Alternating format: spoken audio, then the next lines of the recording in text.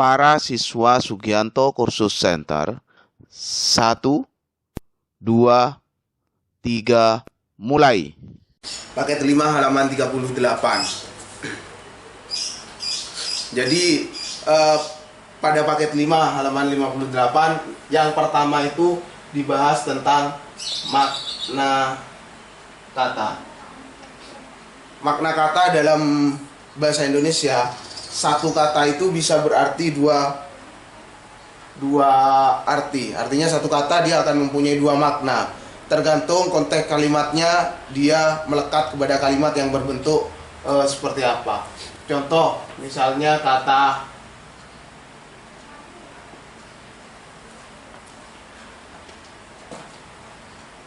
ini mempunyai dua kata. Bisa bermakna terbenam,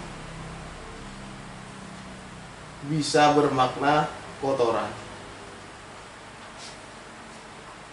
Jadi bahasa Indonesia makna katanya itu tergantung dalam konteks kalimatnya.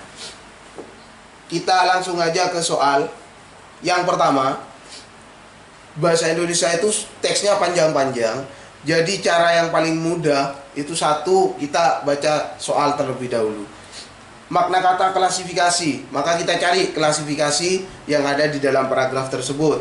Makna kata klasifikasi yang digunakan dalam paragraf tersebut adalah, kita lihat, kita cari klasifikasi ada pada kalimat keberapa. Ada pada kalimat pertama, contoh, gamelan Banjar termasuk dalam klasifikasi perangkat gamelan instrumental. Artinya, sekali lagi, termasuk dalam klasifikasi perangkat gamelan. Berarti apa makna dari klasifikasi? Ada lima jawaban. Rombongan, regu, kelompok, tim, anggota.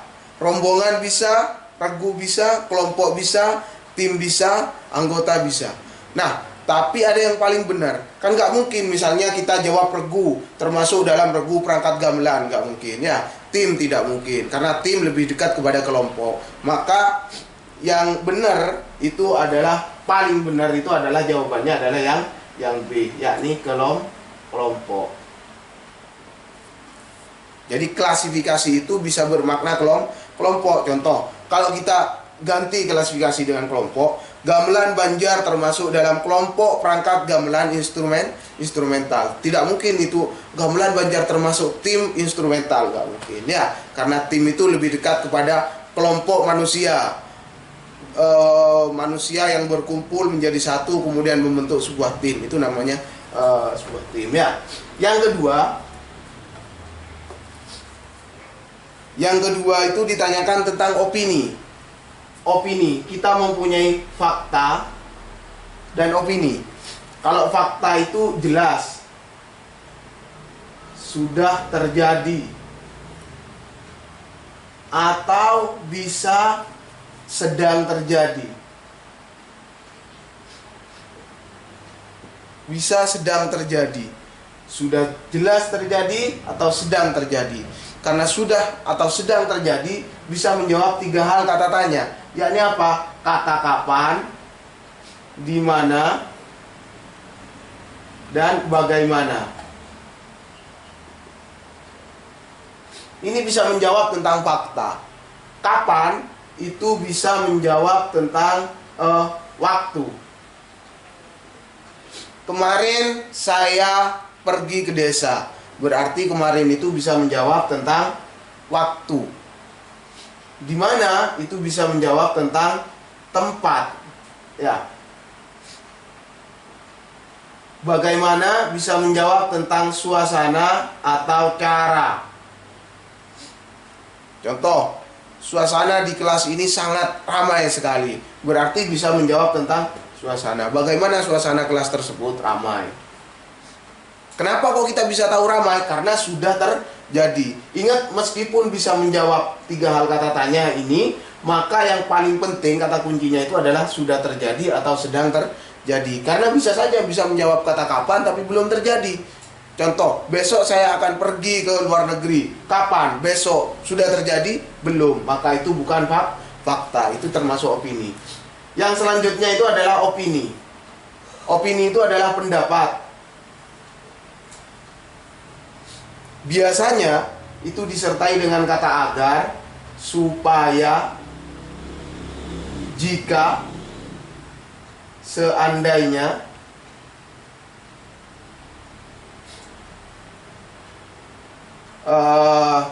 sebaiknya,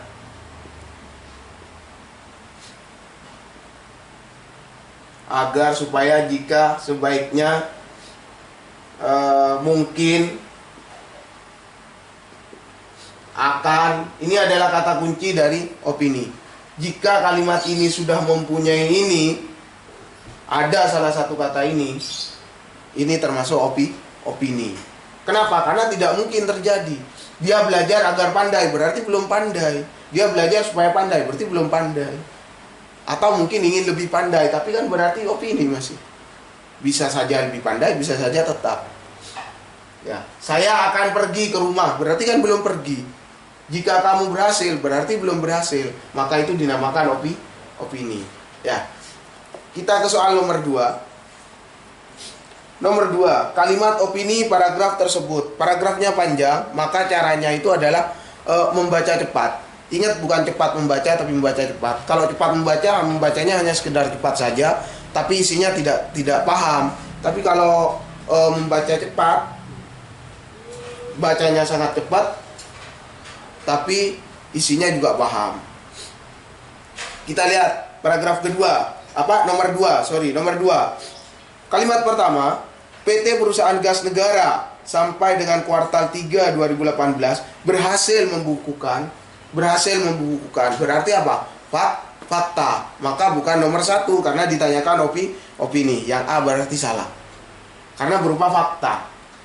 Apa kata kuncinya? Ada di kata berhasil. Saya berhasil meraih, berarti apa? Fakta, karena sudah terjadi. Saya berhasil menjadi polisi, berarti itu adalah fakta. Kenapa? Karena sudah terjadi. Berarti berhasil, ada kata kuncinya. Sekarang yang nomor 2, pilihannya yang B, kalimat kedua. Kita cari kalimat kedua. Pendapat emiten berkode P gas tersebut terutama diperoleh dari hasil penjualan gas sebesar, itu juga berupa fakta. Kenapa? Karena berupa diperoleh hasil, ya. Sayuran itu diperoleh dari kebun di belakang. Fakta. Kenapa? Karena sudah terjadi. Benar-benar terjadi. Atau sedang terjadi. Nah, berarti gagal yang B. Kita ke yang C. Yang C itu kalimat ketiga. Laba operasi intern konsolidasi selama TW3 adalah sebesar 90 juta dengan laba bersih sebesar, itu sudah jelas fakta. Rata-rata cenderung yang berupa angka itu bisa berupa fakta. Rata-rata, tapi belum tentu fakta semua yang ada angkanya. Belum, bisa saja menjadi opini, tapi rata-rata semuanya cenderung berupa fakta. Laba operasi intern konsolidasi selama TW3 artinya selama kamu les, itu sudah fakta. Selama TW3 diperoleh dari hasil penjualan gas sebesar, adalah sebesar 390 juta dengan laba bersih. Nah, itu kan sudah benar-benar terjadi, sudah diketahui labanya, laba bersihnya sudah diketahui kan, berarti itu sudah fakta. Kita lihat kalimat yang keempat. Sementara itu, untuk EBITDA juga meningkat menjadi sebesar 701 juta US dollar. Artinya apa? Sementara untuk meningkat menjadi sebesar, berarti kan jelas-jelas terjadi. Ya. Dia naik kelas, berarti fakta. Maka yang opini nomor berapa? Yang opini itu nomor 5. Kenapa? Sekretaris Perusahaan PGN Rahmat Utama mengatakan bahwa pihaknya sedang melakukan berbagai upaya. Apa artinya? Itu di situ adalah opini, mengatakan bahwa, ya, itu adalah opini. Berarti jawabannya nomor 2 adalah yang E, ya. Yang E. Oke, lanjut. Sekarang ke nomor 3. Ke nomor 3 ditanyakan tentang ide pokok. Ini yang sering ada dalam soal-soal bahasa Indonesia, pasti ada. Karena ini juga dari SD, SMP, SMA. SD kelas 6, kelas 5 sudah diajari ini. Kelas 6 SMP kelas 1, kelas 2, kelas 3, SMA kelas 1, kelas 2, kelas 3, kuliah MKDU juga dapat mata kuliah ini. Apa tentang materi tentang ide pokok ini. Kenapa kok selalu dapat materi ini? Karena ini yang paling mendasar. Mendasari sebuah paragraf. Kalian mau buat karangan apa, mau nulis apa, ini kuncinya. Ya, ide pokok. Materinya ada pada kalimat utama. Jadi kalimat utama. Kalimat utama letaknya ada di awal, akhir, campuran. Di dalam kalimat utama ada namanya gagasan utama. Di dalam gagasan utama ada yang namanya gagasan pokok. Ada yang namanya ide pokok. Semuanya sama. Sama, ada di awal, ada di akhir, atau campuran. Kalau kalimat utamanya ada di awal, maka gagasan utama juga ada di awal. Tapi kalau kalimat utamanya ada di akhir, gagasan utamanya ada di akhir. Kalau gagasan pokoknya ada di akhir, maka kalimat utamanya juga ada di akhir. Jadi ini gagasan pokok, ide pokok, gagasan utama ada dalam kalimat utama. Yang paling mudah contoh, misalnya ini sebuah paragraf, ada 5 paragraf, 1, 2, 3, 4, 5, ada 5 paragraf. Kalimat 1, 2, 3, 4, 5. Ini pilihannya misalnya. 1, 2, 3, 4, 5. Ditanyakan tentang ide pokok pada paragraf ini, atau kalimat utama pada paragraf ini, atau gagasan utama pada paragraf ini. Maka yang paling mudah itu adalah tinggal coret ini. Kenapa? Karena tidak mungkin ada pada kalimat kedua, 3, dan 4. Tidak mungkin. Kenapa? Teorinya ini. Ada di awal. Awal berarti kalimat pertama. Akhir berarti kalimat kelima atau kalimat terakhir. Kalau campuran berarti awal dan akhir. Jadi tidak mungkin ada di 2, 3, dan 4. Tidak mungkin ada di sini. Pasti kalau nggak di awal, di akhir. Cara membedakannya gimana? Jika kalimat pertama dijelaskan oleh kalimat kedua, itu pasti yang awal. Atau lebih ekstrim, ada cara yang lebih ekstrim, langsung ke kalimat terakhir. Jika kalimat terakhir berupa kalimat simpulan, maka itu pasti yang akhir jawabannya. Simpulan biasanya disertai dengan kalimat oleh karena. Dengan demikian,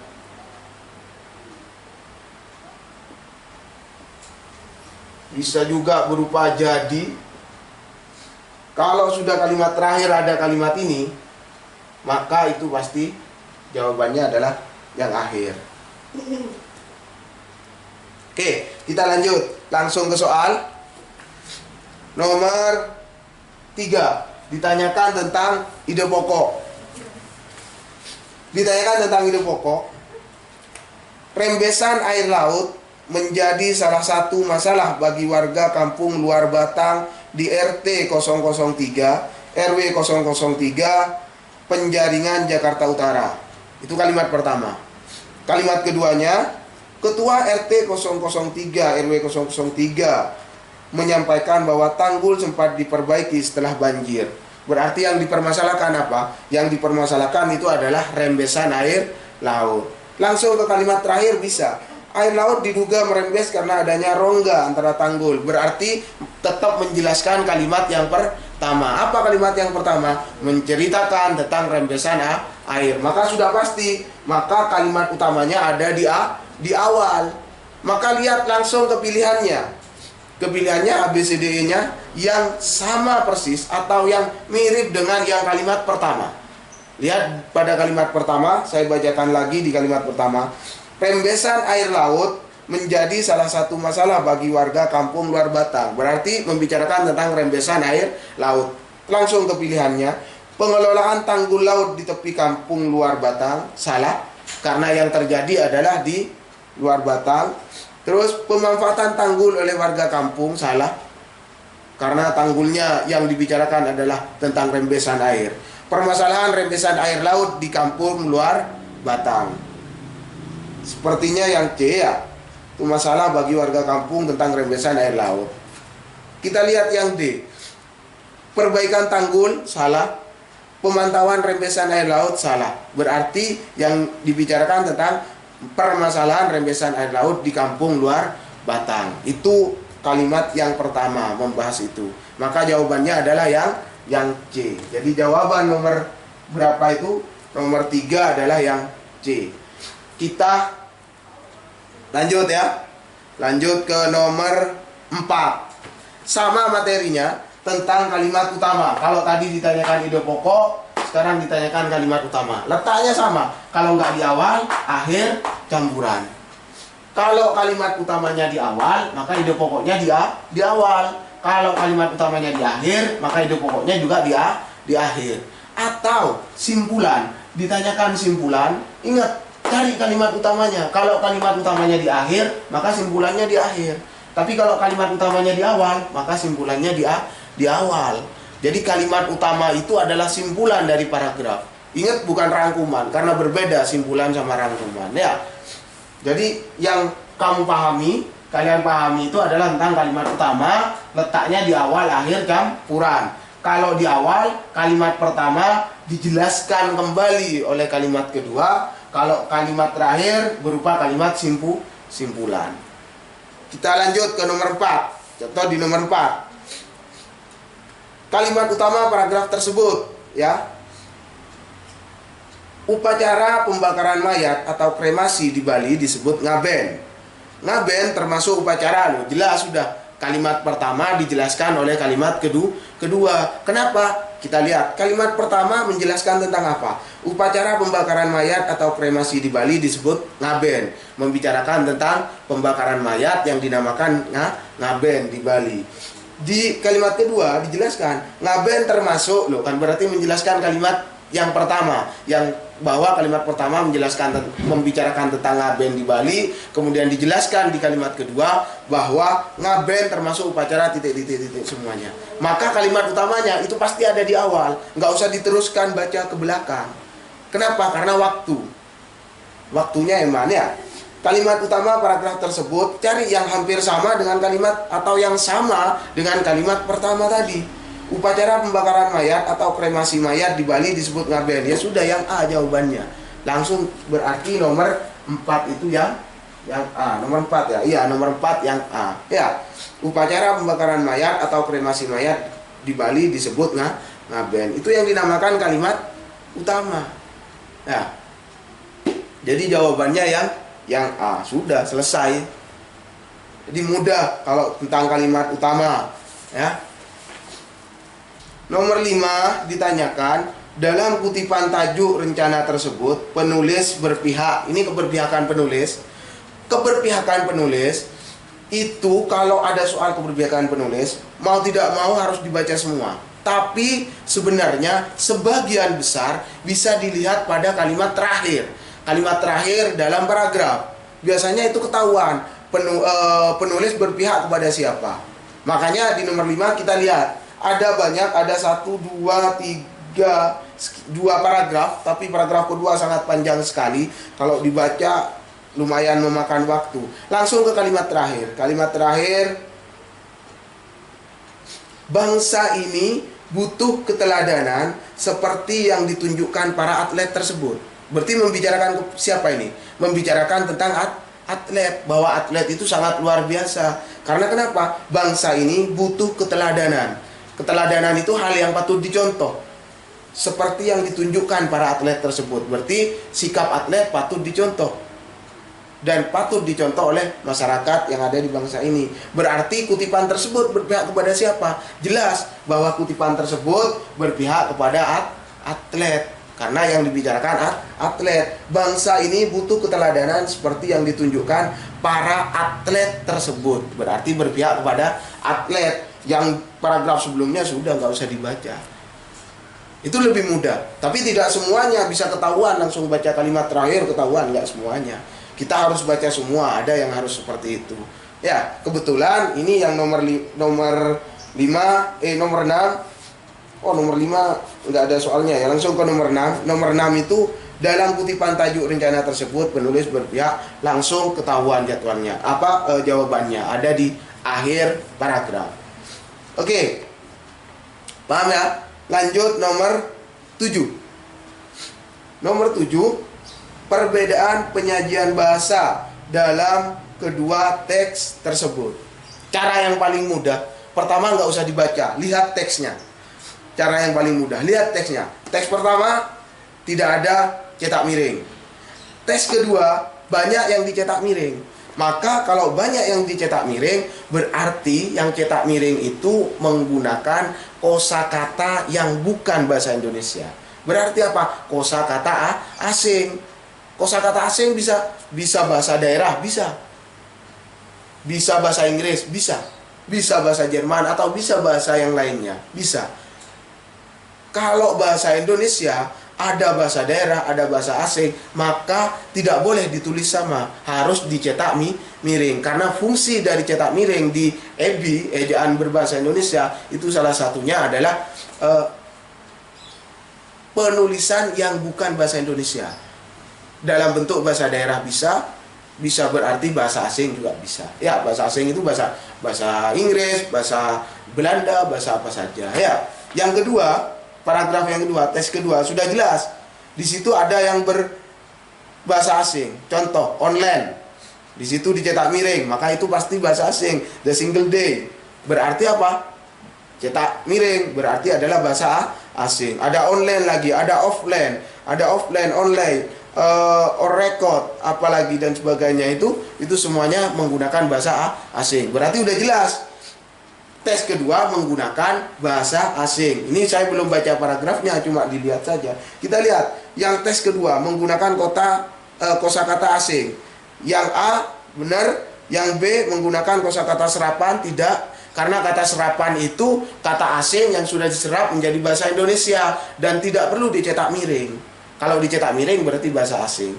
Oke, bahasa asing yang A, yang B salah, serapan menggunakan kosakata tidak baku salah, yang C serapan juga salah, yang E. Oke, yang benar yang A. Sementara, nah kita lihat teks pertama di kunci di pilihan menggunakan kosakata serapan, itu yang A. Kita lihat apakah ada kosakata serapannya. Direktur Jenderal Perdagangan Luar Negeri Kementerian Perdagangan Kemendak Oke Nurwan mengatakan belum mengeluarkan izin impor jagung. Impor itu adalah kata serapan. Hingga kini Bulog belum mengajukan permohonan impor lagi komoditas. Itu juga kata serapan. Berarti teks pertama kata serapan, teks kedua kata online. Berarti kata asing. Berarti jawabannya adalah yang A. Kalau yang teks pertama banyak impor, ada impor komoditas, pangan itu kan bahasa daerah, diserap menjadi bahasa Indonesia, tender, eksportir dan sebagainya. Ya, itu yang teks pertama. Jadi teks pertama menggunakan kosakata serapan, yang teks kedua menggunakan kosakata asing. Jadi kalau ada perbedaan seperti ini, lihat dulu, ada bahasa yang dicetak miring enggak? Ada banyak yang dicetak miring, berarti itu pasti menggunakan kosakata asing. Oke, berarti nomor 7 jawabannya adalah yang A. Oke. Lanjut, nomor 8. Nomor 8 ditanyakan kalimat tanggapan yang tepat berdasarkan kutipan tersebut. Kalau ditanyai tentang tanggapan, tentang isi, tentang rangkuman, maka mau tidak mau kalian harus membaca secara cepat. Ya, membaca cepat. Saya bacakan nomor 8. Korban banjir di Kelurahan Meranti Panda, Kecamatan Rumbai, Pekanbaru, Riau, mengaku belum mendapatkan bantuan dari pemerintah. Banjir sangat berdampak terhadap perekonomian masyarakat yang dilanda banjir tersebut. Banjir akibat luapan Sungai Siak ini melanda RW 02 dan RT 012 yang jumlah warganya sekitar 600 kakak. atau kepala keluarga. Banjir tersebut sudah terjadi sejak sepekan lalu. Warga mengharapkan bantuan obat-obatan dari pemerintah. Dikhawatirkan banyak penyakit terjangkit akibat banjir tersebut. Maka kalimat tanggapan tersebut ini ditujukan kepada siapa dulu? Kalau jelas tulisan ini pihaknya berpihak kepada masyarakat, karena masyarakat yang kena banjir. Ditujukan kepada siapa? Ditujukan kepada pemerintah. Warga mengharapkan bantuan obat-obatan dari pemerintah. Dikhawatirkan banyak penyakit terjangkit akibat banjir tersebut. Maka tanggapannya apa? Tanggapannya kan kita udah tahu kalau tujuan paragraf itu ditujukan kepada pemerintah. Maka tanggapannya apa? Tanggapan terhadap pemerintah gimana caranya? Nah, berarti apa? Kita lihat yang A. Semua pihak harus bekerja sama untuk menangani banjir. Kok menangani banjir kalau sudah banjir kok? Ya. Nah, yang B, pemerintah harus peka dan segera bertindak memberikan bantuan karena warga sangat membutuhkan bantuan terutama obat-obatan. Ada pada kalimat terakhir. Kita lihat yang C dulu. Kayaknya yang B, tapi lihat yang C. Warga seharusnya mendatangi pemerintah pusat agar bantuan segera datang. Lah, rumahnya banjir masa ditinggal ya? Pemerintah daerah seharusnya membangun drainase dan jalan yang lebih tinggi. Salah, ya. Pemerintah pusat dapat meniru negara. Salah. Berarti jawaban yang paling benar adalah yang B, yakni pemerintah harus peka dan segera bertindak memberikan bantuan karena warga sangat membutuhkan bantuan terutama obat-obatan. Ada pada banjir tersebut sudah terjadi sejak sepekan lalu. Kalimat kedua dari bawah. Warga mengharapkan bantuan obat-obatan dari pemerintah. Dikhawatirkan berarti kan ditujukan kepada pemerintah teks ini. Ya, agar pemerintah mendengar. Maka tanggapan kita yang B, yakni pemerintah harus peka dan segera bertindak memberikan bantuan karena warga sangat membutuhkan bantuan terutama obat-obatan. Tuh. Lanjut ke nomor 9. Musim panas, orang-orang menanggalkan bajunya. Apa ini pertanyaannya? Simbol kekeringan dalam puisi tersebut. Ingat simbol. Nomor 1, kalimat pertama, puisi pertama, baris pertama. Musim panas, orang-orang menanggalkan bajunya. Musim panas, benar ditanyakan tentang simbol kekeringan. Benar, musim panas tentang kekeringan, tapi itu bukan simbol. Itu hanya kata-kata yang bisa dicerap. Sekarang musim kemarau, itu bukan simbol, ya. Tapi misalnya rumput kering, kehausan. Nah, itu berarti simbol, bahasa simbol bahwa sudah lama tidak datang hujan, sudah lama musim kemarau. Itu simbol. Tapi kalau sekarang musim kemarau bukan simbol, ya. Jadi nomor 1 bukan simbol. Nomor 1 itu musim panas, orang-orang menanggalkan bajunya. Salah, bukan simbol. Yang nomor 2, mengairi sawah dengan keringatnya. Jadi mengairi sawah dengan keringatnya itu baru adalah bahasa simbol. Kenapa mengairi sawah dengan keringatnya? Berarti tidak ada air sama sekali di sawah. Ya. Makanya dikatakan mengairi sawah dengan keringatnya. Itu berarti nomor 2. Kita lihat nomor 2 yang ada nomor 2-nya A, B, D sama E. C salah udah ya. Nomor 3, ibu merebusnya dengan air mata. Berarti tidak ada air. Direbusnya dengan air mata, dengan kesengsaraan, dengan menangis, dan sebagainya. Maka simbol dari musim kemarau itu adalah yang nomor 2 dan nomor 3. Berarti jawabannya adalah yang E. Ya. Jadi jawabannya yang E. Kita lihat yang nomor 4, saat angin kabarkan desa, burung-burung enggan bukan simbol itu. Berarti yang simbol itu hanya nomor 2 dan nomor 3. Oke. Paham ya tentang simbol? Jadi simbol itu bukan bahasa yang semestinya.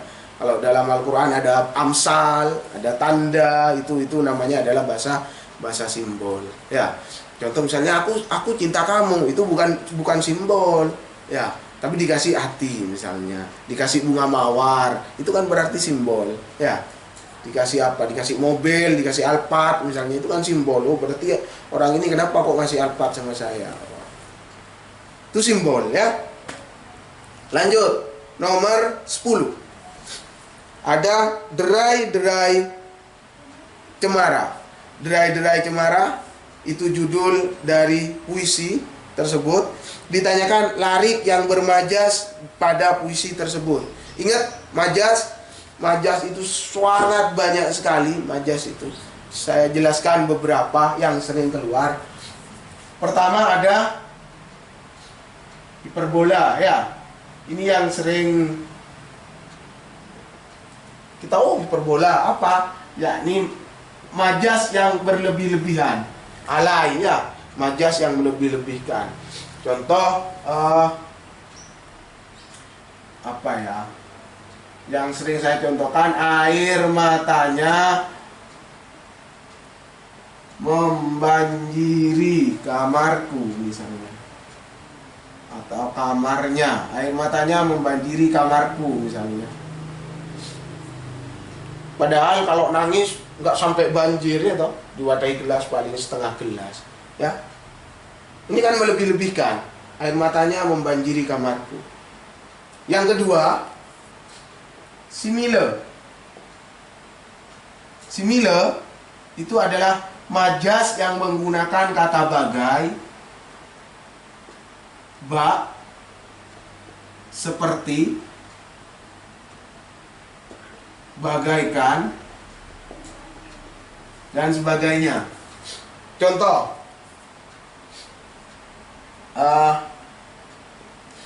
air matanya seperti air terjun. Ini bisa saja menjadi hiperbola. Kenapa? Air terjun melebih-lebihkan, tapi bisa masuk simile. Kenapa? Seperti air terjun. Karena menggunakan kata seperti, maka simile. Contoh lagi, ia bersembunyi di balik tirai bak bidadari misalnya. Bidadari misalnya. Bak bidadari, bak itu kan sama dengan bagaikan, maka ini adalah simile. Nomor 3, ada metafora. Apa metafora? Majas yang menyamakan dua hal yang hampir sama, membandingkan dua hal yang hampir sama. Jadi membandingkan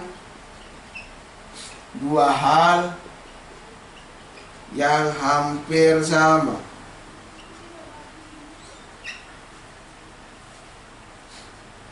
Contoh,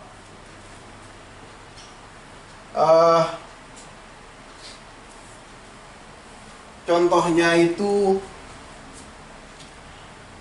buaya darat. Buaya darat, bunga desa. Ada buaya darat, ada bunga desa. Itu adalah contoh-contoh dari ini metafora, ya. Yang nomor 4. Nomor 4 ada metafora, ada personifikasi. Personifikasi. Ingat, person itu adalah artinya manusia. Berarti personifikasi itu adalah majas yang kamu ingat memanusiakan aja. Apa maksudnya memanusiakan? Semua benda yang diibaratkan menjadi manusia.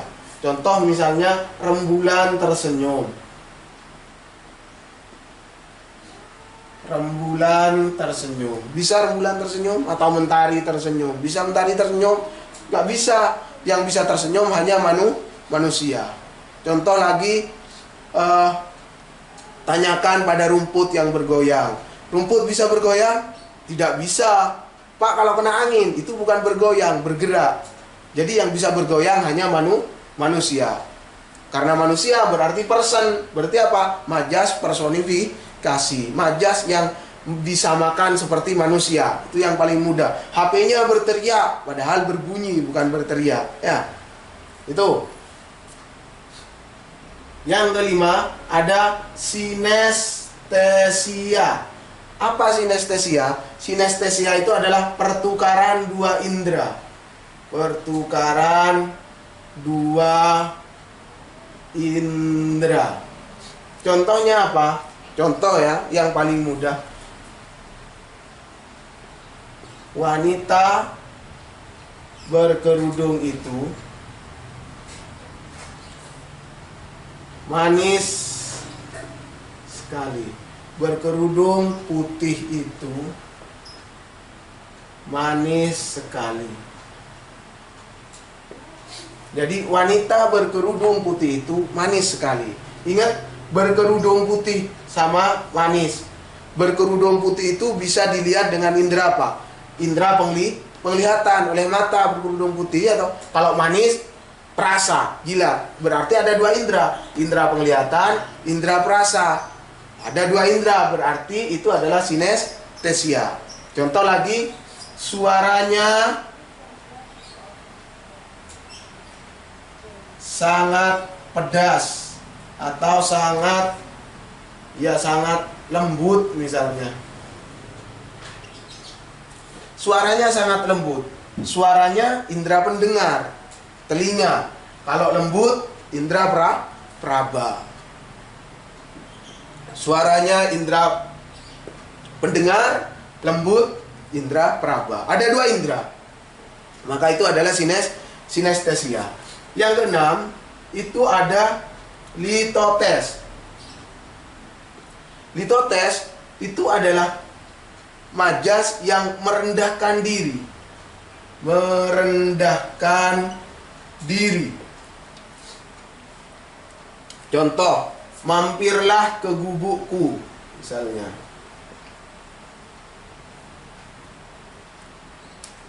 Mampirlah ke gubukku. Ternyata gubuk, ternyata rumahnya besar misalnya. Dari ruang tamu ke kamar mandi harus naik Grab misalnya. Karena sangat jauhnya ya. Mampirlah ke gubukku. Ternyata rumahnya sangat besar sekali. Litotes ya, sinestesia, personifikasi, metafora. Oke, ada yang mau ditanyakan? Silakan, kalau mau tanya tulis di komentar ya. Nomor berapa tadi?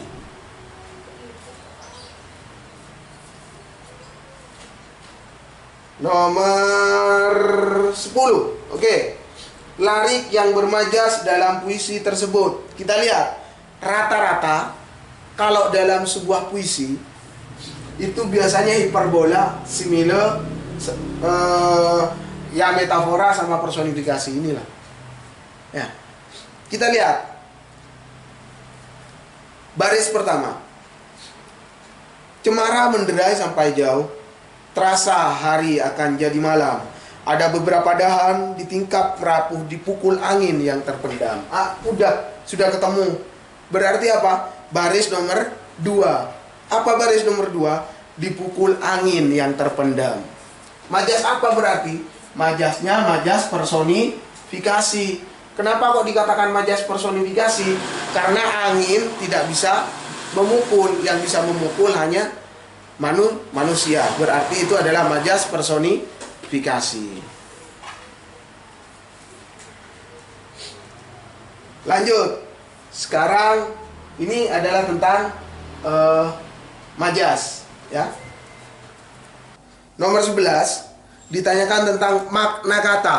Makna kata pada sebuah puisi itu tidak harus kita artikan. Kita artikan secara lurus, secara biasanya misalnya bermandikan keringat, nanti dikira mandi keringat, pakai keringat mandinya. Tidak. Artinya bermandikan keringat bisa saja berusaha semaksimal mungkin, atau usahanya sangat luar biasa, bisa saja seperti itu.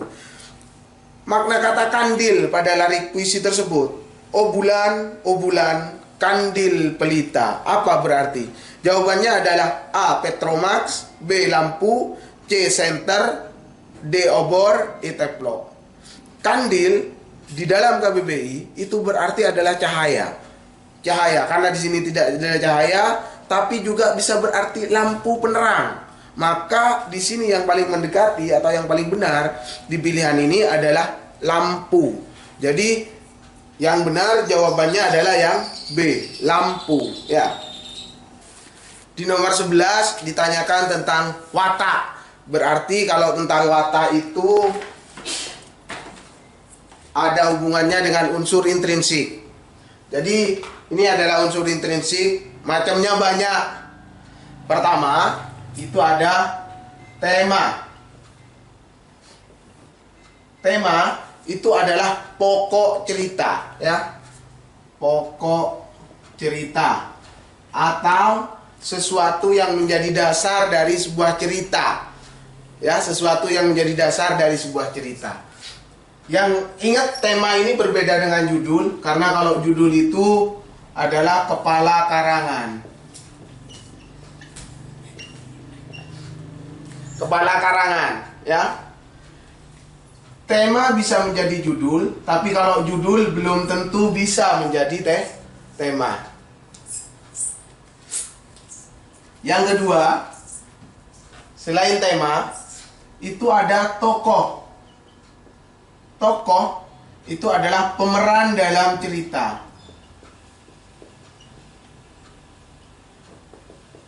Pemeran dalam cerita. Ingat, tokoh itu tidak semuanya manusia, tapi bisa juga berupa binatang, bisa berupa benda. Nah, tokoh itu ada macam-macamnya. Macam-macam dari tokoh. Pertama itu ada protagonis. Yang kedua ada antagonis. Yang ketiga ada tritagonis. Yang pertama adalah protagonis. Protagonis itu adalah tokoh yang baik. Kalau antagonis itu tokoh yang jahat. Kalau protagonis itu tokoh penengah. Tokoh penengah. Nah, dari tokoh ini, setiap tokoh itu mempunyai pemeran masing-masing. Pemerannya ada yang memerankan tokoh baik, ada yang memerankan yang tokoh jahat. Setiap pemeran, baik itu jahat ataupun baik, itu juga mempunyai yang ketiga ciri-ciri dari unsur intrinsik. Yakni apa? Watak, ya. Watak itu adalah sifat yang ada dalam tokoh. Sifat yang ada dalam tokoh. Apa aja yang ada dalam sifat tokoh? Kalau orangnya baik, maka dia akan berperilaku misalnya dermawan. Selain dermawan, dia juga berperilaku bisa menjadi penolong. Bisa juga rajin. Ya. Pokoknya kalau dia mempunyai sifat-sifat seperti ini, seperti yang saya miliki, maka itu dia adalah tokoh yang baik. Ya. Jangan iri. Kenapa? Kalau iri itu berarti tokohnya tokoh yang jahat, ya. Iri, dengki, ya. Dengki dan sebagainya, ya. Itu dia tokoh yang jahat. Ini tentang watak. Jadi ini protagonis, antagonis, tritagonis itu bukan watak. Ini adalah macam-macam dari tokoh yang dinamakan watak ini. Dermawan, penolong, rajin, iri. Yang ada di dalam macam-macam tokoh itu adalah watak. Yang keempat itu adalah amanat. Amanat itu adalah pesan yang ingin disampaikan.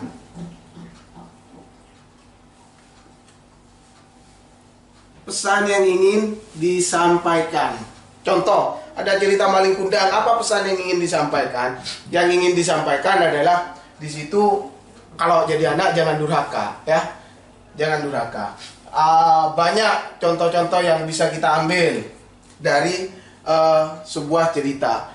Yang kelima, latar. Latar itu ada 3. Ada tewas. Itu latar. Ada tempat, ada waktu, ada suasana. Jadi dibagi menjadi 3. Terus yang keenam ada sudut pandang. Sudut pandang itu dibagi menjadi satu. Orang pertama. Orang pertama ini dibagi lagi. Yang pertama adalah orang pertama, pelaku utama. Orang kedua, orang pertama, pelaku sampingan. Pelaku sampingan, ya. Orang pertama pelaku utama, orang kedua pelaku sampingan. Sama orang pertama semua, ini ciri-cirinya menggunakan kata aku atau saya. Ya, ini menggunakan kata aku atau saya. Nah, kalau yang pelaku sampingan, bedanya apa dengan pelaku utama? Kalau pelaku utama ini hanya menceritakan si aku atau menceritakan saya. Kalau pelaku sampingan ini si aku menceritakan orang lain. Contoh kalau yang pelaku utama, misalnya ada sebuah cerita, dia menjadi tokoh pelaku utama. Dia menggunakan kata aku atau saya. Ketika saya terbangun dari tempat tidur saya langsung menuju dapur karena perut saya lapar misalnya. Aku buka Magicom, tidak ada isinya. Aku buka panci juga tidak ada isinya. Aku buka kulkas, ternyata saya tidak punya kulkas misalnya. Maka aku atau saya, dia hanya menceritakan dirinya sendiri. Kalau pelaku sampingan, itu aku menceritakan orang lain. Contoh, ketika saya terbangun dari tidurku, saya teringat sama Ulan. Ulan orangnya yang gemuk, rambutnya tinggi misalnya. Saya selalu mengingatnya karena dia punya hutang padaku misalnya. Itu berarti kan si aku menceritakan orang lain. Itu namanya pelaku sampingan. Yang kedua, ini kan yang pertama orang pertama. Yang kedua itu adalah orang ketiga. Orang ketiga itu dia menggunakan kata dia, ia, nya, atau dia menggunakan sebuah nama. Terserah namanya siapa. Dibagi dua juga. Pertama sebagai orang yang serba tahu. Yang kedua terbatas. Kalau serba tahu, dia hanya menggunakan kata dia, menceritakan si dia saja, atau yang menggunakan nama saja. Sama dengan pelaku utama. Pelaku utama, orang pertama sebagai pelaku utama, dia hanya menceritakan aku atau saya. Kalau pelaku ketiga, orang ketiga serba tahu, dia hanya menceritakan si dia. Dia tidak pernah mandi selama setahun. Setiap mandi, dia hanya mandi setiap bulan suro misalnya. Itu 1 kali setahun misalnya. Sedangkan orang terbatas, dia menceritakan orang lain. Ini adalah unsur-unsur dari intrinsik. Ada sudut pandang, latar, tema, tokoh, watak, amanat. Ini adalah unsur-unsur yang ada di dalam sebuah cerita. Ya. Nah, sekarang kita lanjutkan. Lanjutkan nomor 12 ya. Nomor 12, watak tokoh Bang-Bang yang tergambar dalam kutipan cerpen tersebut. Watak tokoh itu satu, bisa digunakan secara implisit atau eksplisit, atau secara langsung atau secara tidak langsung. Kalau yang secara langsung itu langsung dinyatakan di dalam sebuah teks. Ia adalah orang yang jujur misalnya, berarti wataknya jujur. Tapi kalau tidak secara langsung, maka dicontohkan misalnya ketika berjalan Wawan menemukan uang 20 juta. Wawan kebingungan, diantarkan ke polisi uang itu karena uang itu tidak ada pemiliknya, tidak ada bukti pemiliknya misalnya. Berarti tokoh si Wawan ini adalah jujur, cuma tidak diungkapkan secara langsung. Nah, kalau dalam teks nomor 12 itu diungkapkan secara langsung. Di situ dikatakan ada saya berkata jujur. ya. Berarti apa watak tokoh Bang-Bang? Watak tokoh Bang-Bang itu sendiri adalah jujur. Berarti jawabannya nomor 12 adalah yang E, ya. Lanjut ke nomor 13. Nomor 13 adalah latar sosial yang tergambar. Ingat, latar sosial, ada moral. Kalau sosial kalau sosial, hubungan manusia yang satu dengan manusia yang lainnya. Contoh, kalau nomor 13, saya bacakan teksnya. Di sini Mencomblong bertemu kolega dan teman-temannya dekat. Karena ia tidak besar di Bali, kafe ini memberikan banyak wawasan, dari kuliner sampai kakawin. Kadang obrolan tentang perubahan Bali yang sudah tidak lagi menjadi milik orang Bali. Sesekali orang perlu masuk kota intelektual, bergaul dengan pemikir hebat, pemikir beken yang namanya sering dikutip koran. Wajahnya sering muncul di TV. Lumayan juga bergaul di sini. Bisa ketularan percaya diri. Ditanyakan latar sosial tergambar dalam kutipan cerpen tersebut. Nah, latar sosialnya apa? Latar sosial yang tergambar dalam kutipan cerpen tersebut. Yang A, gambaran masyarakat dengan kehidupan prihatin dan sederhana. Tidak ya, karena di situ ada kafe, ada orang terkenal, tidak mungkin kehidupannya prihatin. Yang B, gambar lingkungan elit yang penuh dengan kemewahan hidup. Tidak, karena di situ hanya dinyatakan dari kuliner sampai kakawin. Artinya sampai yang kakawin itu kayak teks-teks yang lama, ya. Gambar lingkungan yang penuh dengan keserakahan dan kekuasaan. Tentu tidak, karena tidak membicarakan tentang keserakahan dan kekuasaan. Gambar kehidupan masyarakat yang memiliki tingkat pendidikan tinggi.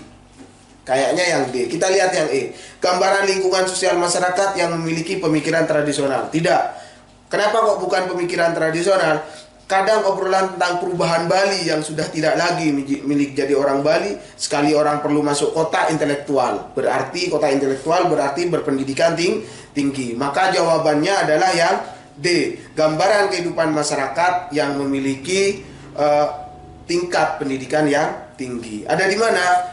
Saya bacakan. Sesekali orang perlu masuk kota intelektual, bergaul dengan pemikir beken yang namanya sering dikutip koran, wajahnya sering muncul di TV. Berarti apa? Berarti gambaran kehidupan masyarakat yang memiliki tingkat pendidikan yang tinggi. Itu untuk nomor 13. Sekarang nomor 14. Nomor 14 itu ditanyakan tentang penyebab konflik. Jadi konflik, ya.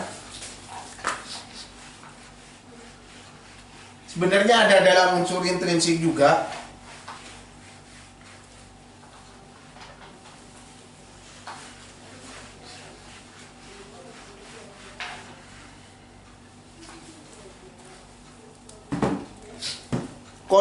Konflik sebenarnya ada di dalam unsur intrinsik juga. Saya sebutkan tentang konflik. Sorry, yang ke unsur intrinsik tadi juga ada alur, ya. Alur itu adalah jalan cerita.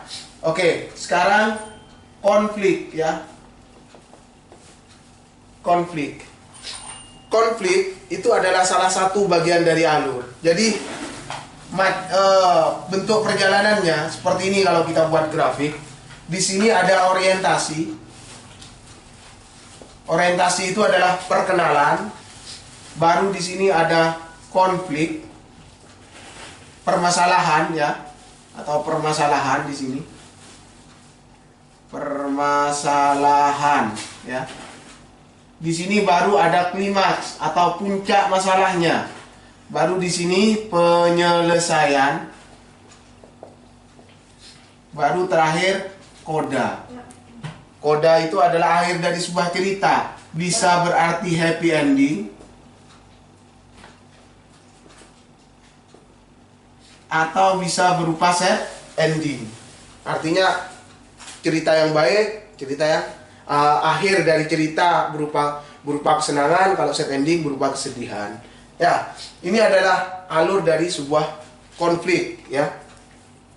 Jadi pertama perkenalan dulu. Pasti kalau sebuah film diperkenalkan tokohnya siapa, kemudian dia mempunyai masalah apa misalnya, baru klimaksnya, cara penyelesaiannya di mana, dan kodanya akhirnya ending dari sebuah cerita itu seperti apa. Kita lanjutkan ke nomor 14 ya. 14, penyebab konflik dalam kutipan cerpen tersebut ya. Cerpen tersebut menceritakan bahwa bapak itu kaget karena tambaknya banyak ikan-ikan gurami yang mati, sehingga bapak itu menuduh seseorang di dalam sebuah cerita. Ceritanya sangat panjang. Hingga suatu pagi ketika bapak hendak memberi makan ikan-ikan di kolam kami, bapak menemukan ratusan gurami yang belum siap panen itu telah membangkai dan mengapung di permukaan kolam seperti cendol.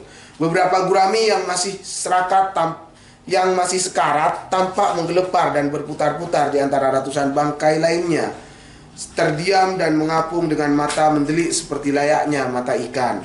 Bapak yakin sekali seseorang telah menuangkan racun ke dalam kami, karena jika air irigasi beracun, tentu ikan-ikan kolam Wak Karni mengalami hal yang sama.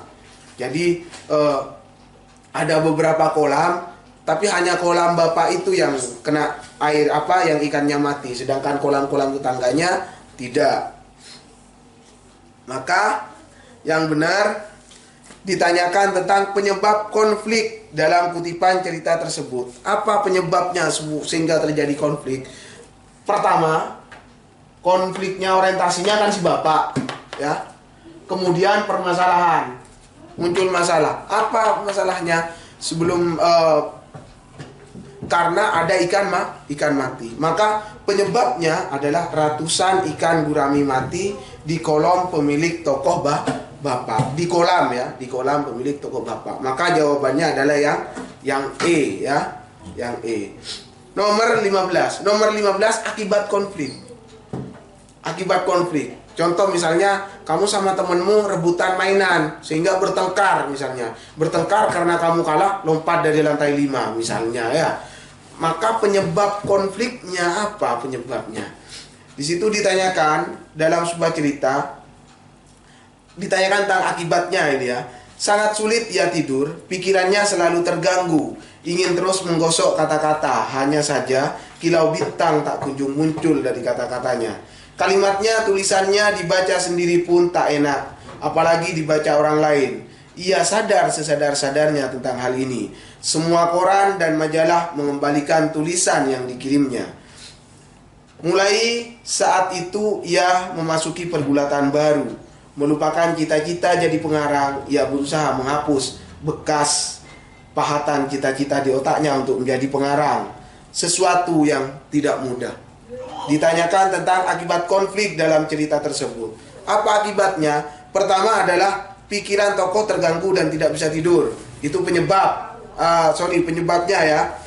Terus yang B, tokoh ia melupakan cita-citanya sebagai pengarang. Itu kayaknya yang B. Kita lihat yang C. Kata-kata dan kalimat tulisan tokoh ia tidak enak dibaca. Salah. Ya, yang D, tokoh ia mengambil manusia terpilih. Salah. Semua koran dan majalah mengembalikan tulisan tokoh ia. Ini ditanyakan tentang akibatnya ya. Kalau penyebabnya apa? Penyebabnya yang E. Semua koran dan majalah mengembalikan tulisan tokoh, sehingga si tokoh berpikir saya tidak usah menjadi pengarang saja. Itu. Maka ini ditanyakan akibatnya. Berarti yang jawaban yang benar adalah yang B. Tokoh ia melupakan cita-citanya sebagai pengarang. Itu akibatnya. Kenapa kok berakibat seperti itu? Sebabnya apa? Karena banyak koran-koran dan majalah mengembalikan tulisan bahwa tulisan dia tidak layak untuk diterbitkan.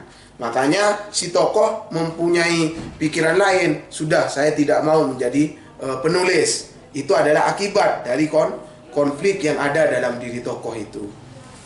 Jadi jawabannya yang A ya. Nomor 16, nilai religi. Ingat, ada nilai religi, ada nilai budaya, ada nilai sosial, ada nilai moral. Kalau nilai religi itu tentang keyakinan. Tentang keyakinan seseorang. Ada nilai moral. Moral itu adalah perasaan yang dimiliki oleh seseorang. Bentuk perasaan ya, yang dimiliki oleh tokoh. Itu bisa kasihan, rasa kasihan, atau rasa apa saja ya. Ada sosial. Sosial itu adalah hubungan antar manusia. Hubungan antar manusia, ya. Ada nilai budaya. Nilai budaya itu terdiri dari dua, budi dan daya. Kalau budi itu ada akal, berarti akal. Kalau daya itu adalah pikiran, ya. Jadi kalau budaya itu akal yang digunakan untuk berpikir sehingga menjadi sebuah kebiasaan yang sehari-hari digunakan oleh manusia, atau yang secara terus-menerus digunakan oleh manusia sehingga menjadi sebuah kegiatan rutin, dan itu yang dinamakan dengan budaya, ya. Nah, nomor 16 ditanyakan tentang nilai religi, ya. Nilai religinya, artinya keyakinannya. Maka yang benar nomor 16, karena ini menceritakan tentang Tijah yang benci, ya. Tijah yang benci kepada suaminya, menceritakan tentang Tijah yang benci sangkan setengah mati, artinya kematian suaminya.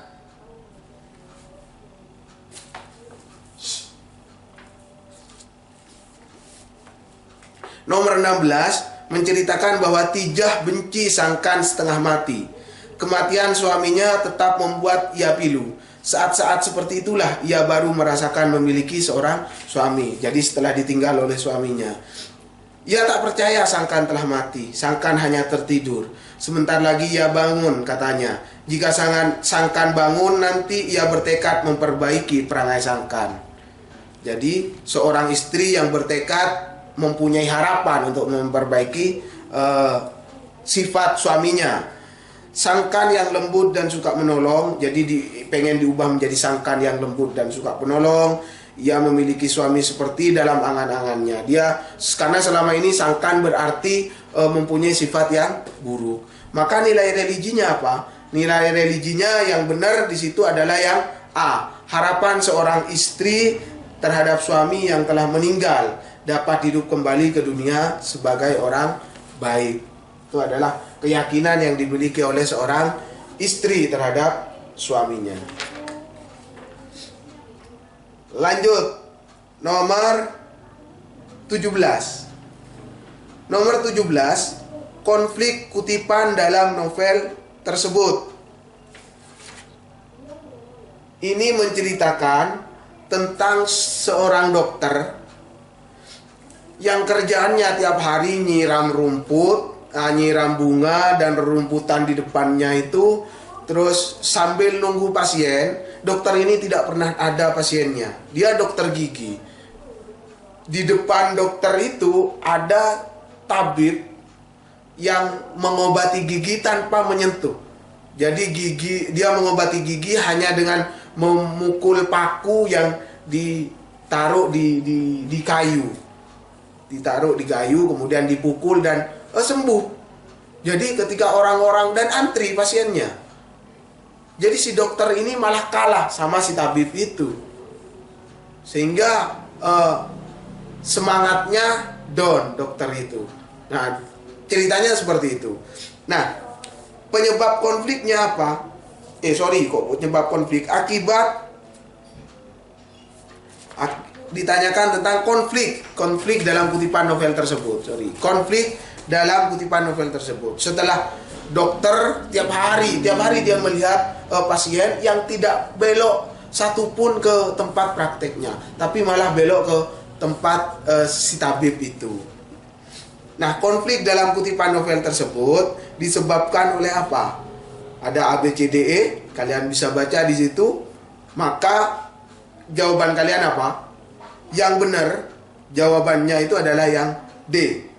Di antara orang-orang kampung yang berduyun-duyun ke puskesmas, tidak ada satupun yang berbelok ke klinik Dokter Dias. Sehingga itu adalah yang menjadi konflik di dalam batin si dokter. Kenapa kok nggak ada yang belok? Malah lebih banyak percaya kepada tabib. Itu ya. Nomor 18 ditanyakan tentang nilai moral. Ya. Tentang nilai moral. Nilai moral dari kutipan novel. Jadi menceritakan bahwa seorang ibu rumah tangga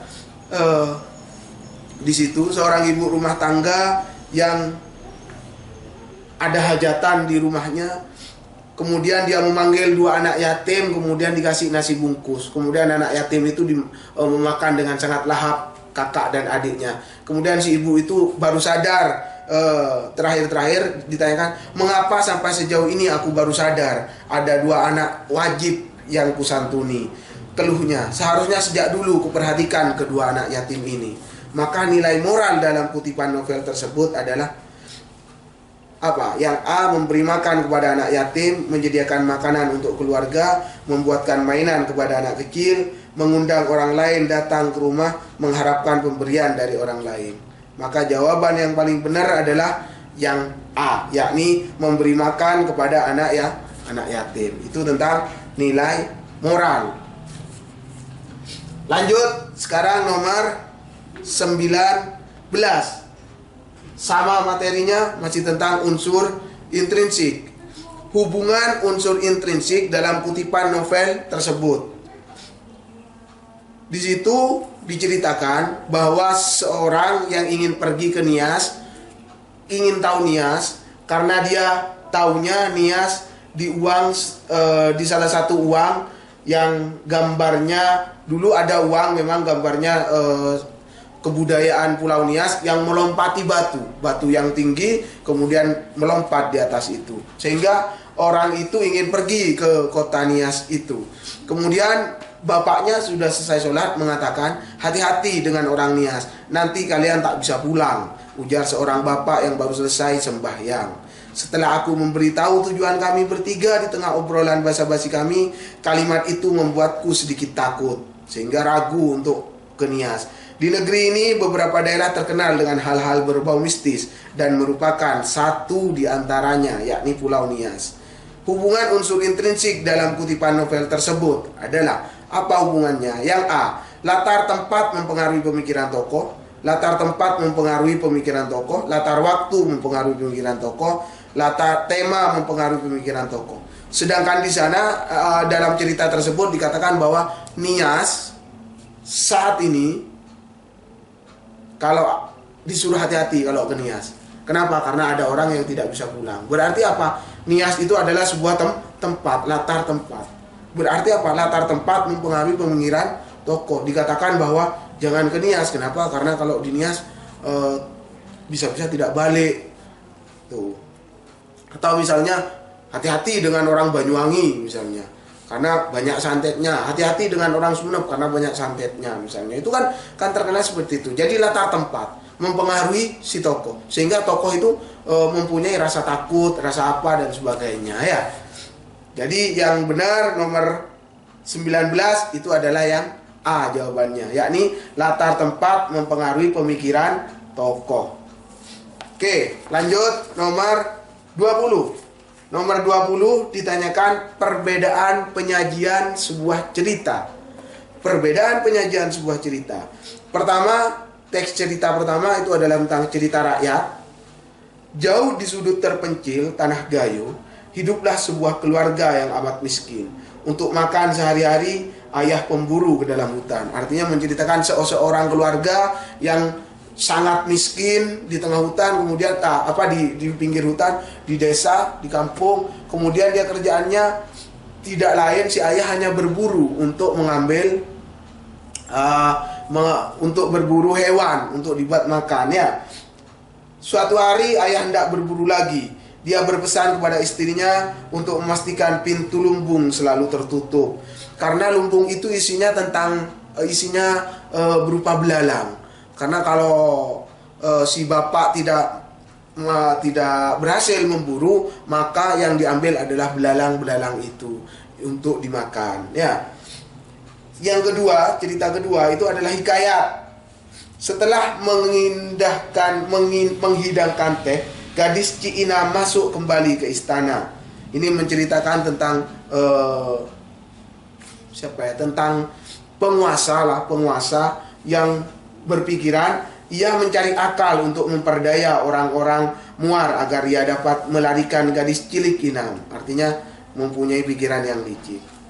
Maka jawabannya adalah yang A. Kita lihat, menceritakan perjuangan seorang kepala keluarga dalam memenuhi kebutuhan hidup. Benar, karena si bapak tadi pergi ke hutan untuk berburu. Menceritakan kegembiraan tokoh pertama, salah kalau yang B, karena cerita rakyat itu menceritakan tentang perjuangan hidup. Menceritakan kehidupan sehari-hari seorang ayah, bisa benar, ya. Menceritakan sejarah terjadinya suatu daerah, salah. Menceritakan kesusahan hidup seorang tokoh, bisa benar. Berarti antara A, terus C sama E. Sekarang kita lihat yang hikayat. Menceritakan akal licik yang dilakukan oleh seorang tokoh, benar, ya. Karena tadi di hikayat itu ia mencari akal untuk memperdaya orang-orang Muar agar ia dapat melarikan gadis Ciinam. Kalau yang C, menceritakan kehidupan sehari-hari, salah. Menceritakan kebaikan seorang pemimpin kerajaan, salah, karena dia tidak baik. Dia malah berniat jahat, ingin melarikan Ciinam. Maka jawabannya yang benar yang A, yakni cerita rakyat itu menceritakan perjuangan seorang kepala keluarga dalam memenuhi kebutuhan hidup, sedangkan yang hikayat menceritakan akal licik yang akan dilakukan oleh seorang tokoh, yakni ingin membawa Ciinam, ya, memperdaya keluarganya. Nomor 21, keterkaitan peristiwa dalam kutipan novel tersebut dalam kehidupan sehari-hari. Jadi peristiwa yang ada dalam novel dengan kehidupan kita sehari-hari, apa yang terkait? Novelnya seperti ini, saya bacakan. Ingat ya, sekolah yang rajin supaya cita-citanya tercapai. Nasihatku dijawab dengan anggukan Erlita. Nyanyikan lagi Nias dong, Erlita. Nanti kakak rekam, bujuk Pram sambil mengeluarkan kameranya. Boleh kak? Semangat anak ini tampak tak pernah padam. Ia pun mulai bernyanyi lagi. Kali ini jauh lebih lantang, lengkap dengan cengkok unik khas Nias. Erlita, semoga aku bisa menggapai cita-citamu. Semoga kau bisa menggapai cita-citamu. Tidak ada impian yang terlalu besar jika dibarengi dengan usaha yang sama besarnya. Dan usaha besar pun dimulai dari langkah kecil yang dilakukan terus-menerus. Kelak, jika kau sudah ada di panggung dengan ribuan penonton, aku berjanji akan menjadi salah satu di antara mereka. Keterkaitan peristiwanya apa? Yang A, anak muda ingin merekam lagu daerah Nias, salah. Yang dinyanyikan anak kecil, salah ya. Yang B, anak kecil memiliki keinginan menjadi penyanyi di panggung besar. Sepertinya ini sehari-hari, yang keterkaitan dengan sehari-hari. Seperti yang kita ketahui ada Indonesian Idol, ada Indonesian Idol cilik atau yang sebagainya, yang mencari talenta-talenta di TV itu. Yang C, seorang anak yang dinasihati agar rajin sekolah, salah. Seorang perantau yang mengembara, salah. Anak muda yang memiliki semangat dan salah ya. Karena yang punya semangatnya itu adalah anak kecil, bukan anak muda. Maka yang benar yang B, yakni anak kecil yang memiliki keinginan menjadi penyanyi di panggung besar. Tuh. Nomor 22. Nomor 22, kalimat esai yang sesuai dengan kutipan puisi tersebut. Jadi esai itu adalah mencari kelemahannya bisa, kemudian dicari jalan keluarnya. Tanah air, Kumbokarno. Akulah kesatria pengembur rasa, satu wilayah kerajaan Alengka di bawah kekuasaan Prabu Dasamuka. Abangku raja berilmu Pancasona. Meskipun wujudku gandarwa, kuterima wujudku punya budi, dan pada setiap cobaan hidup, sedumuk batu sanyari bumi. Kalimat esainya apa? Yang A, Linus menggunakan kata-kata yang mudah dibaca penikmat sastra. Saya kira tidak, ya. Karena akulah kesatria pangebur gangsa. Itu kalau tidak paham tentang sastra tidak bisa. Prabu Dasamuka, saya kira ada sedikit yang paham tentang Prabu Dasamuka, karena seperti di kerajaan Alengka dan sebagainya. Sudumo batu sanyari bumi, itu kan istilah-istilah yang tidak mudah dipahami, ya. Salah yang A. Linus menggambarkan kehidupan yang dialami sangat menakutkan, tidak, ya. Pesan puisi karya Linus Suryadi mengungkap cerita menyedihkan, tidak, ya. Diksi dalam puisi Tanah Air karya Linus sulit dipahami pembaca. Nah, ini yang D kayaknya. Yang E, Linus menggambarkan peristiwa sesuai dengan pengalaman pembaca, salah. Maka yang benar yang D, ya. Diksi dalam puisi Tanah Air karya Linus sulit dipahami pembaca. Nomor 23.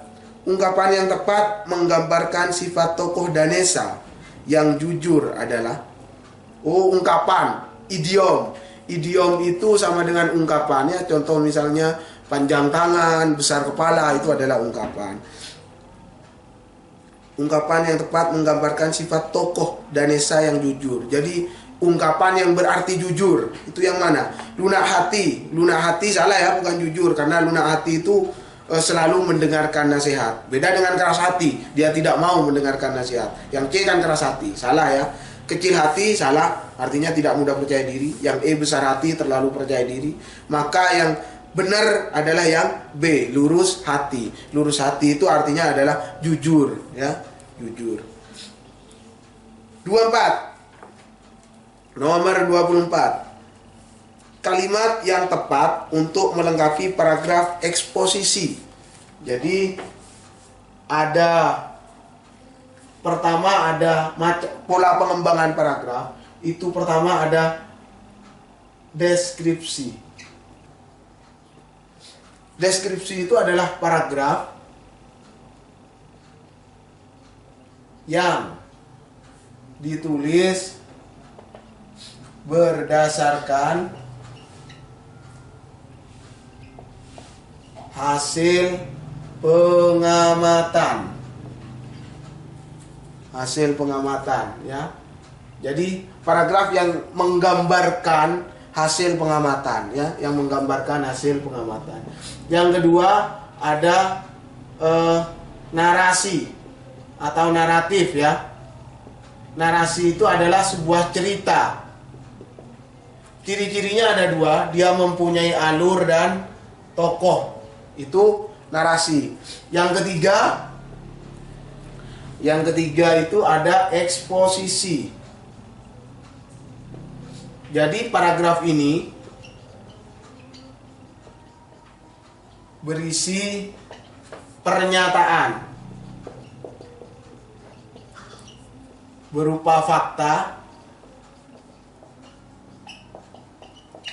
yang disertai bukti berupa data, tabel, diagram, dan sebagainya ya. Jadi paragraf yang berisi pernyataan berupa fakta yang disertai bukti berupa data, bisa berupa data, bisa tabel, bisa diagram, bisa, dan sebagainya. Contoh, nilai UNAS tahun 2017 atau sekarang 2020 lebih tinggi daripada tahun 2019 misalnya ya. Nilai UNAS lebih tinggi dari nilai UNAS 2020 lebih tinggi dari 2019. Kemudian disertai tabel nilai UNAS, rata-rata UNAS di Indonesia tahun 2019 berapa, UNAS tahun 2020 berapa, ternyata lebih tinggi. Nah, ini berupa bukti, ada bukti-buktinya ya. Yang keempat sudah eksposisi, narasi, deskripsi, ada persuasi ya, argumentasi dulu. Ada argumentasi.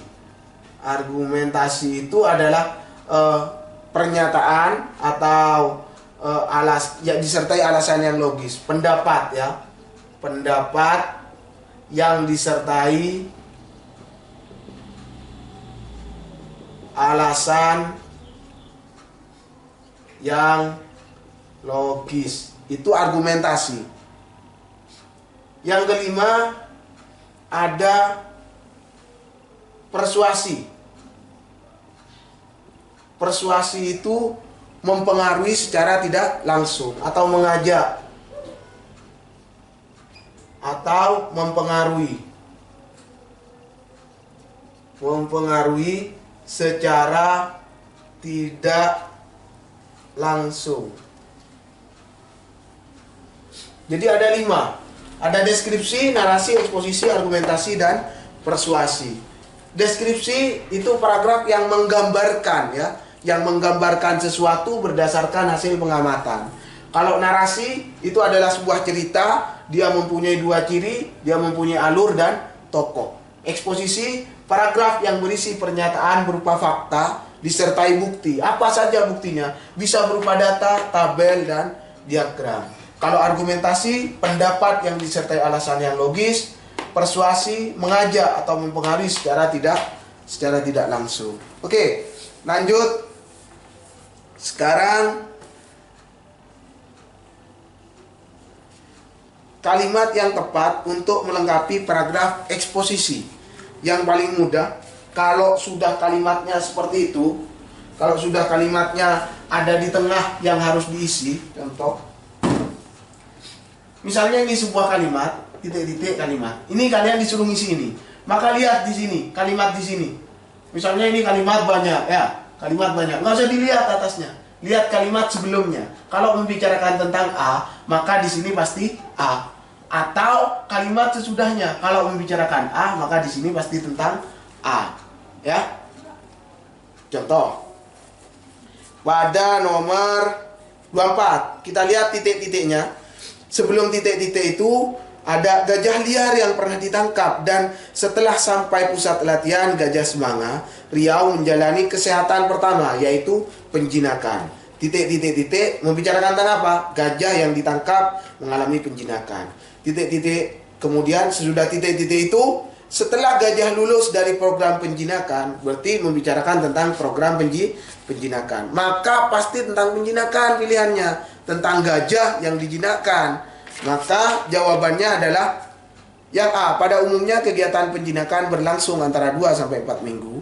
Penangkapan gajah dilakukan dengan pelacakan terhadap keberadaan gajah. Salah, karena membicarakan tentang penjinakan. Sedangkan yang B ini tentang penangkapan gajah. Salah. Gajah hasil didikan pusat latihan gajah dimanfaatkan oleh beberapa kebun binatang. Salah. Pemerintah belum. Salah. Gajah dilatih dimanfaatkan oleh. Salah. Karena tentang penjinakan. Maka di sini pasti tentang penjinakan. Maka yang benar yang A, yakni pada umumnya kegiatan penjinakan berlangsung antara 2 sampai 4 minggu. Sehingga kalau dimasukkan dalam sebuah paragraf itu akan menjadi seperti ini.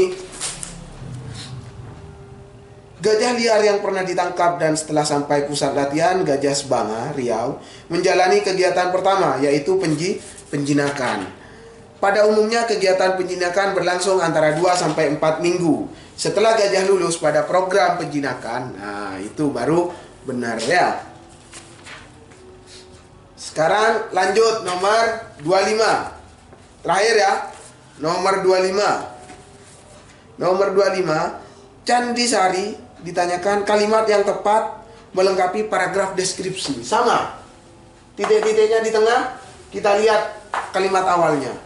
Membicarakan tentang A, berarti sesudahnya A, maka titik-titiknya pasti membicarakan tentang A. Caranya seperti ini. Kita lihat nomor 25 pada paragraf. Sebelum titik-titik kita baca kalimatnya. Bagian tubuh candi bertingkat dan berdenah persegi panjang. Titik-titik membicarakan tentang tubuh candi berdenah persegi panjang.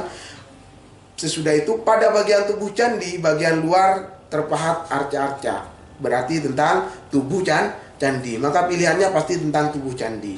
Yang A, dahulu Candi Sari digunakan. Salah, karena penggunaan candi. Yang B, tubuh candi lah, kayaknya yang B. Tubuh candi terdiri atas 3 ruangan yang berjajar dan dihubungkan dengan lubang pintu di antara tembok pemisah. Yang C, bagian luar dilapisi dengan. Salah. Yang D, arca yang terdapat di candi. Salah. Yang E, Roma muka. Salah. Maka yang benar yang B. Sehingga kalau dimasukkan dalam paragraf, bagian tubuh candi bertingkat dan berdenah persegi panjang. Tubuh candi terdiri atas 3 ruangan yang berjajar dan dihubungkan dengan lubang pintu di antara tembok pemisah. Pada bagian tubuh candi, bagian luar. Nah, benar ya. Maka jawaban yang benar adalah yang B. Udah, itu aja. Nanti kita ketemu di nomor 26 sampai 50. Itu saja, sukses buat kalian. Salam SCC.